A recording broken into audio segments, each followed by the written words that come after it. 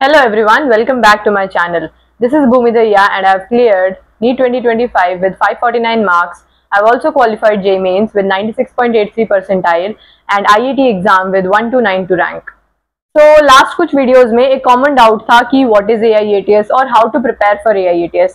So today I am here to tell you everything about AIATS and how I used to prepare for it. So let us start this video without any further delay.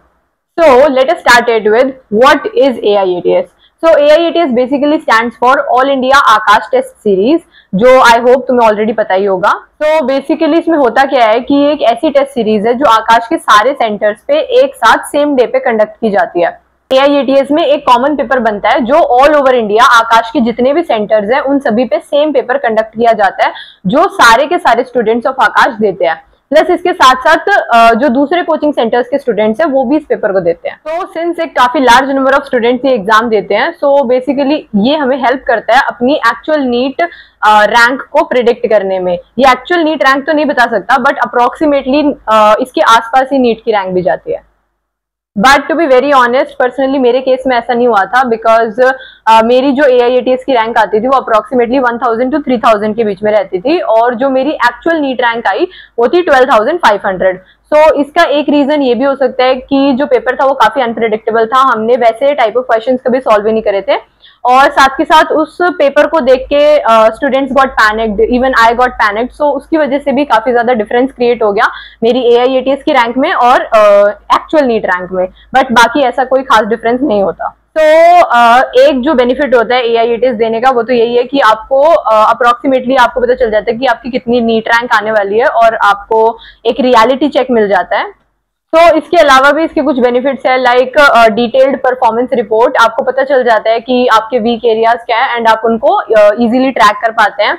इसके साथ साथ आपको actual NEET experience मिलता है. आपको मतलब ये पता रहता है कि नीट एग्जाम में मेरे को कैसे पेपर देना है, how to fill the OMR and all those things. और इसके अलावा लाइक ये ऑनलाइन और ऑफलाइन दोनों मोड्स में अवेलेबल है, तो ये पेपर देना भी काफी इजी हो जाता है. तो coming on to the difficulty level of AIATS. So as compared to the normal FT or NBTS, AIATS is much more difficult, and because इसमें काफी सारे आउट ऑफ NCERT क्वेश्चंस भी पूछ लेते हैं, तो इसलिए इसमें स्कोर करना थोड़ा डिफिकल्ट हो जाता है, थोड़ा चैलेंजिंग हो जाता है. एंड इसीलिए बेसिकली मेरे AIATS में जो हाईएस्ट स्कोर रहा है आज तक का वो 675 ही था. बट हाँ, एक ये बात भी थी कि मेरे कभी 600 से कम भी नहीं आया, मतलब 600 से हमेशा ऊपर रहते थे. So AIATS में मेरे लोएस्ट मार्क्स 635 थे.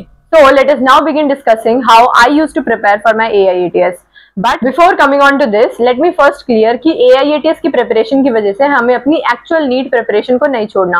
Because what most of the people do, they like वो AIATS की प्रिपरेशन की वजह से सिर्फ अपनी मॉड्यूल्स पढ़ लेते हैं और एक्स्ट्रा क्वेश्चंस काफी सारे कर लेते हैं. ठीक है, जिसकी वजह से क्या होता है, उनकी एक्चुअल नीट प्रिपरेशन नहीं हो पाती अच्छे से. बिकॉज एक्चुअल नीट प्रिपरेशन के लिए हमें NCERT अच्छे से पढ़नी है और PYQs करने हैं, तो वो लोग NCERT को स्किप कर देते हैं और मॉड्यूल्स पढ़ने में ज्यादा ध्यान लगाते हैं.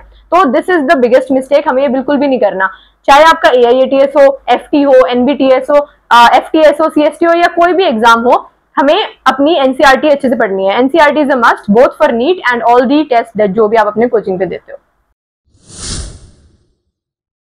So first of all, let us talk about physics. तो physics में basically the main thing is that आपको न्यूमेरिकल्स काफी सारे सॉल्व करने हैं, सारे के सारे numericals from your modules as well as PYQs आपको अच्छे से सॉल्व करने हैं. PYQs भी इंपॉर्टेंट है, may be not for AIATS but surely for NEET. तो आपको PYQs भी प्रैक्टिस करना है, साथ ही साथ और भी जो भी टाइप ऑफ क्वेश्चन आपके मॉड्यूल्स में वो सारे के सारे सॉल्व करने हैं.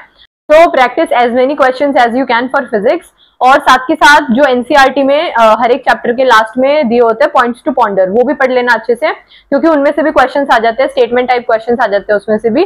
और साथ के साथ एक और चीज मैं बोलना चाहूंगी कि जो आपको कोचिंग पे आपके टीचर्स नोट्स में जो क्वेश्चंस लिखवाते हैं वो भी कर लेना. बिकॉज नोट्स में वो मोस्टली ऐसे ही क्वेश्चंस लिखवाते हैं जो AIATS में पहले पूछे गए हैं या फिर AIATS के लेवल के क्वेश्चंस करवाते हैं, तो वो भी नोट्स से अपने कर लेना. तो कमिंग ऑन टू केमिस्ट्री. तो केमिस्ट्री में बेसिकली फिजिकल केमिस्ट्री के लिए तो you have to follow the same strategy as for physics, because physical chemistry में वही आपको क्वेश्चन सॉल्व करने हैं. बाकी for inorganic and organic chemistry आपको NCERT बहुत अच्छे से पढ़नी पड़ेगी. तो इनऑर्गेनिक केमिस्ट्री में जो चैप्टर्स होते हैं like P block, D and F block, इन सभी के लिए NCERT is a must both for NEET as well as AIATS. Because AIATS में भी जो क्वेश्चंस होते हैं उसमें डायरेक्ट एनसीईआरटी की लाइन से पूछ लेते हैं फॉर इनऑर्गेनिक केमिस्ट्री स्पेशली, तो आपको एनसीईआरटी काफी अच्छे से याद होनी चाहिए। तो now coming on to organic chemistry, तो बेसिकली ऑर्गेनिक केमिस्ट्री के लिए आपको सारी की सारी रिएक्शंस अच्छे से याद होनी चाहिए, उनके रिएजेंट्स याद होने चाहिए एंड उनके साथ साथ उनके मैकेनिज्म्स भी अच्छे से याद होने चाहिए। अब ये आप अपने नोट से भी याद कर सकते हैं या फिर एनसीईआरटी से भी याद कर सकते हैं। तो AIATS में वो कुछ ऐसी एक्स्ट्रा मिसलेनियस रिएक्शंस भी पूछ लेते हैं जो एनसीईआरटी में नहीं दी होती, बट ये रिएक्शंस हमें पर्सनली हमारे सर लिखवा देते थे नोट्स में, तो बेसिकली मैं तो वहीं से याद कर लेती थी और उससे काफी हेल्प होती थी, उससे भी लाइक काफी मार्क्स इंप्रूव होते थे AIATS में, बिकॉज वो बिल्कुल डायरेक्ट एनसीईआरटी की रिएक्शंस नहीं देते थे, काफी कुछ एक्स्ट्रा रिएक्शंस भी दे देते थे। तो इसके लिए आपको नोट्स पढ़ना इज वेरी वेरी इंपॉर्टेंट। तो inorganic chemistry as well as organic chemistry के लिए आपको नोट्स भी अच्छे से पढ़े होने चाहिए। तो केमिस्ट्री के लिए बेसिकली नोट्स पढ़ना एज वेल एज एनसीईआरटी पढ़ना इज वेरी वेरी इंपॉर्टेंट। तो बेसिकली और इनऑर्गेनिक और ऑर्गेनिक केमिस्ट्री के लिए तो आपको एनसीईआरटी और नोट्स जरूर पढ़ने चाहिए। तो let us now discuss biology. So basically biology के लिए आपको एनसीईआरटी अच्छे से पढ़नी है, हर एक लाइन हर एक डायग्राम एनसीईआरटी का बिल्कुल अच्छे से याद करना है। इवन जो डायग्राम की लेबलिंग्स है उनमें भी वो फिलअप्स बना के पूछ लेते हैं कि भाई बताओ ये क्या है, तो वो भी आपको काफी अच्छे से याद होनी चाहिए। एनसीईआरटी पढ़ने के साथ साथ हमें पीवाईक्यूज भी सॉल्व करने चाहिए बायो के लिए, और AIATS के लिए स्पेशली आई वुड से कि अपने बायोलॉजी के नोट्स भी पढ़ लो तो काफी अच्छा रहेगा, बिकॉज AIATS में बायोलॉजी से काफी सारे एक्स्ट्रा क्वेश्चंस भी आ जाते हैं जो आपके नोट्स में टीचर ने लिखवाए होते हैं। तो इट्स नॉट दैट कि आउट ऑफ एनसीईआरटी तो बिल्कुल बाहर से कुछ भी पूछ लिया, इट्स नॉट लाइक दैट, वो आपके नोट्स में कहीं ना कहीं लिखवाए होते हैं, तो वो भी चीजें आपको अच्छे से पढ़नी चाहिए। बट नोट्स में मैं ये कहूंगी कि बहुत ज्यादा डीप जाके नहीं पढ़ना है, मतलब ऐसे नहीं कि हर एक चीज आप याद करोगे, थोड़ा थोड़ा मेन पॉइंट्स जो हैं जो लाइक इंपॉर्टेंट है बट एनसीईआरटी में नहीं लिखा हुआ, वो चीजें आप अपने नोट से पढ़ लेना।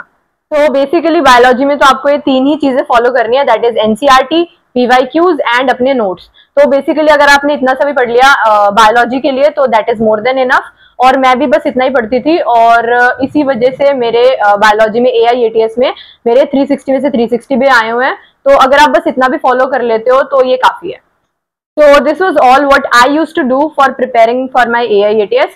इसके अलावा एक सीक्रेट टिप भी है that I would like to give you all, that is अगर आप पिछले साल के जो AIATS के क्वेश्चंस है या जो AIATS के पेपर्स हैं अगर आप वो सॉल्व कर लेते हैं तो it also really helps, because बहुत सारे क्वेश्चंस ऐसे होते हैं जो उसी में से सेम रिपीट हो जाते हैं।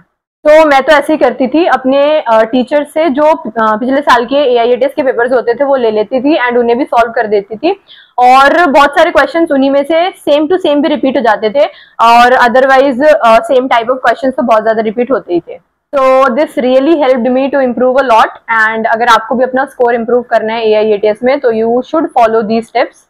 So at the end, I would just like to say that AIATS are important, rather very very important. But AIATS के लिए prepare करने की वजह से do not miss out on your NEET preparation. Do not skip reading NCERT because they are very very important. Because at the end of the day, our target is NEET and not AIATS. So prepare accordingly. So with this, we have come to the end of this video. I hope you liked this video. If so, then hit the like button. Also share it with all your friends who are preparing for NEET, and comment down your queries if any. Thank you everyone for watching it.